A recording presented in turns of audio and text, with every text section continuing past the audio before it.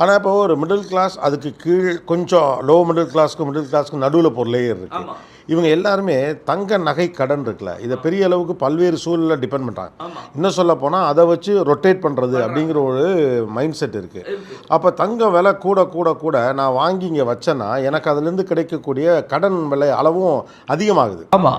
அப்போ அதுவுமே இப்போ அப்போ இவருடைய இஎம்ஐ பேமெண்ட் பண்ணுறதும் ஜாஸ்தி ஆகும்ல. இல்லை, ஆனால் அது அந்த போக்கு தங்கம் வாங்குறத என்கரேஜ் பண்ணுதான்னு கேட்குறேன். பண்ணுது. இப்போ நாங்கள் எதாவது பண்ணக்கூடாதுங்கிறீங்க, தேவையில்லாதது. அது வந்து உங்களுடைய ஃபினான்சியல் கெப்பாசிட்டியை பொறுத்து நீங்கள் செய்யணும்.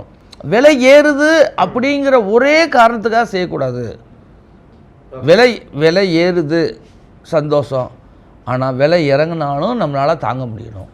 இப்போ யாராலையுமே இப்போ 5000லேருந்து 24,000 போகும்னு யாரோ ஒருத்தர் சொல்கிறாங்க அப்படிங்கிற லெவலில் தான் அதை சொல்ல முடியும். அது யூகம். இது வந்து இந்த 5000லேருந்து 6000 போகுங்கிறத கூட யாராலையும் உறுதியாக சொல்ல முடியாது.